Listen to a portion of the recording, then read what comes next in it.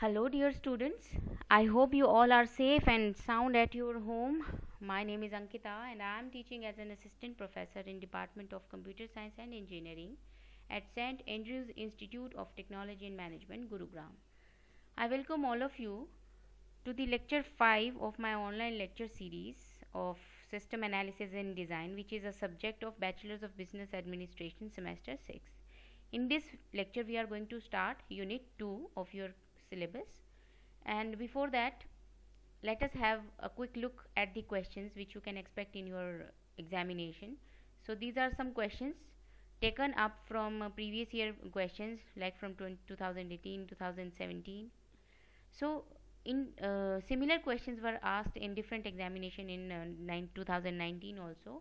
See the questions, SDLC is main important question from your first unit, so it will include the various explanation of various phases in SDLC and the feasibility factors involved in the phase of requirement analysis or requirement gathering, and the roles and the characteristics of the system analyst. That question can be there. This is another important question. What are the objectives of the system analysis? Okay, so beside these questions, I would also suggest that you include ER model also as an important question. Okay, I may not have seen any question in the previous year's examination, but you can expect this in coming examination also, so you should not leave this topic. Okay, so we will begin with the unit 2, the very important, another important topic, data flow diagrams. See, because SDLC, system development life cycle, involves the journey of a project starting from its uh, existence, means when it came into existence, and then while development, how the development is going on, and then when we get the final product. So it includes all the journey of that project throughout the development phase or the designing phase or planning phase. So we need ER diagrams or DFDs, such type of tools to establish the relationship among different modules, or you can say for performing designing of such systems we need such DFDs. So software analysis and design must include the activities which help the transformation of requirement specification into implementation.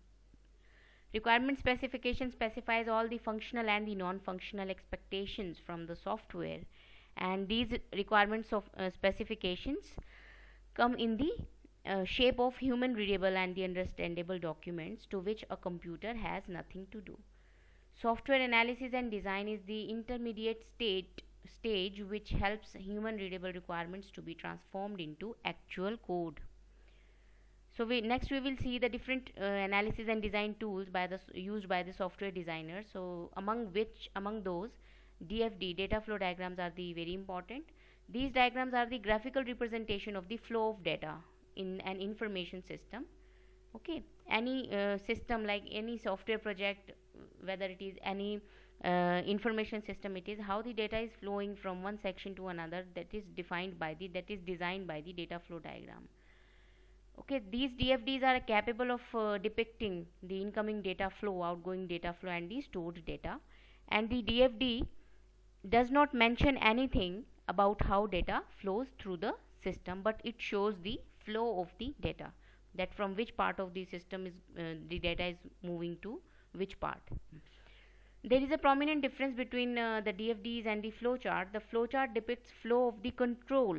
Okay, so flowchart and DFD, there is a difference. Flowchart defines the control of flow basically between the program modules, and DFD depicts flow of the data in the system at various levels. The DFDs does not contain any control or the branch elements. So there are two types of DFDs basically. First is logical DFD, then second one is physical DFD. The logical DFD concentrates on the system process, the flow of data, and the system itself. Like what happens in your banking system, how the data is moved between different entities. Like we have one server branch and then the child branch. Physical DFDs, this type of DFD shows how the data flow is actually implemented in this system, and it is more specific and close to the implementation. So components of DFD contains an entity a process, the data store, and the flow of data is shown by the errors. As we have seen in the previous video, there are some entities on which our module depends. Like entities are the source and the destination of the information data, and entities are represented by the rectangle boxes with the name specified in it. A process is the, you can say, function, an action, or the activity taken on this data, and it is represented by a circle, round edged rectangles or round edged rectangles. Okay, round edge भी हो सकते हैं यहाँ से.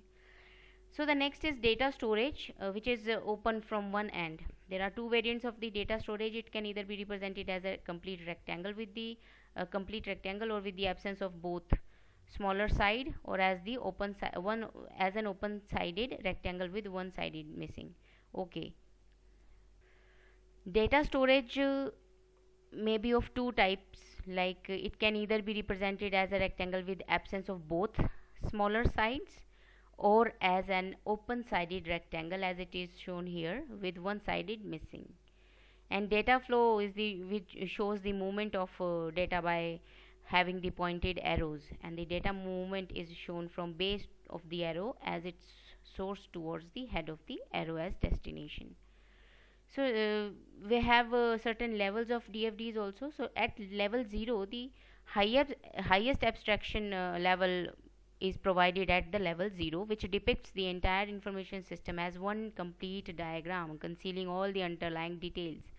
Like if we have any open online shopping system or website, then customer place the order and gets the delivery. That's it. That is the level 0 DFD.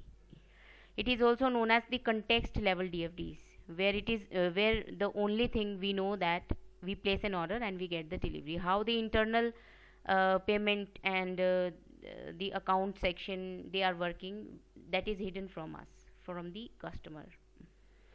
The level 0 DFD is broken down into more specific pieces, and this level 1 depicts, next is level 1, this depicts basic modules in the system and flow of the data among various modules. So level 1 DFD also mentions basic process and the source of the information, like you can see in this diagram. See, this is the customer. Suppose I am the customer, I am placing the order. So it first goes to the sales department, then sales further process by giving it to the different departments. Like order processing is one complete edge, you can say, and it will give order to customer data, I mean from to storage, to verify that whether that customer belongs, or how many transaction he can does, what is the history of that customer. Now for the finance verification, it verifies from the account section, and then to issue the item, it goes to the store or the inventory, you can say. Then the order is then the order gets back onto the sales, and then the delivery happens from the sales level. So level 2, at this level the DFD shows how the data flows inside the modules. Like these are the different modules. Okay, so level 2 describes how the internal storage checking, means how the crawling inside the different data sets or data items is happening, and how we are getting only that customer data which we require for this particular order. So how the internal processing is happening, that is defined by the level 2. Okay, so how the stores will check out that on which section of the store the item is placed, so that I can pick that from there and give it to the sales department again. So accounts, how the accounts is going to verify the finance verification or the accounts detail. It also needs to check from the bank also. So there are other certain small functions which each module has to perform to complete this transaction. So this is known as level 2 DFD. Higher level DFDs can be transformed into more specific lower level DFDs with deeper level of understanding, unless the desired level of specification is achieved. So we can get more levels of DFDs. So next in the because this data flow diagram, this is the main part of your design part. So next we will see forms design. So how the form, what is form basically? Like a paper, we have to fill out all the information with pen and pencil. In form, in the computer terminology, identifies the data which we want to collect. It also allows us to enter the data into the databases and display it for review and also print it for the distribution. However, an electronic form has several important advantages over the standard paper forms. These have the advantages of using computer database and are more versatile and powerful than the paper form. Example of such forms are business forms, electronic spreadsheets, ATMs, transaction layout, etc. So both the forms and the reports, there are two things, forms and the reports. So we will be looking the difference of forms and the reports in the next video also. During form design, the designer would know who will use them, where would they be delivered, and what is the purpose of the form or the report. During form design, the automated design tools enhance the developer's ability to the prototype forms and the reports and represent them to end users for the evaluation. See, all this content is written in very simple English language and very layman language is there. So I hope the statements will be clear to all of you. So next is the objectives of the good form design. What are the objectives of a good form? A good form design is necessarily to have to keep the screen simple by giving proper sequence information and clear captions, to meet the intended purpose by using appropriate forms, to ensure the completion of the form with accuracy, and to keep the forms attractive by icons, inverse videos or blinking cursors, button labels, etc. To facilitate the navigation, we should have a good form design. So let us see what are the various forms of types of forms. There are some flat forms, unit set or snap out forms, continuous strip or fan fold forms, no carbon required paper, etc. So flat forms are the single copy form prepared manually or by a machine and printed on a paper. For additional copies of the original carbon papers are inserted between the copies. Flat forms are normal forms, a single copy that is prepared manually, or you can prepare that with the help of machine also. It is the simplest and the inexpensive form to design, print and reproduce, which use less volume also. Okay, so these are the cheapest forms you can develop either by writing manually or by developing it through some word or presentation or drives, etc. Unit set and snap out forms, these are the papers with one time carbon interleaved into unit sets for either handwritten or the machine use, and the carbon may either be blue or black, standard grade, medium intensity. Generally blue carbons are best for the handwritten forms while black carbons are best for the machine use. Okay, so these are again type of forms which you can use to design your own form related to your application. Continuous strip or fan fold forms, these are the multiple unit forms joined in a continuous strip with the perforations between each pair of forms. So continuous strip and fan fold forms are very less expensive method for the large volume. Okay,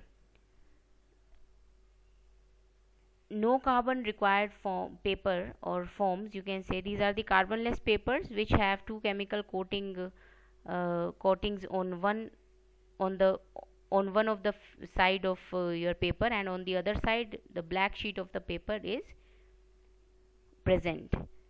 When pressure is applied, the two capsules or the coatings, they interact and they create the image. So these are the methods or techniques by which you can create, you can develop or you can design your form on paper. So I have not included much in this video because this is the starting of unit 1. Before this, I want all of you to get clear with the unit 1 concepts, and here I have given some questions also. So ER diagram also you can include, and I would suggest that you should make an assignment of these questions so that you can prepare these for your final examination point of view. Okay, thank you so much.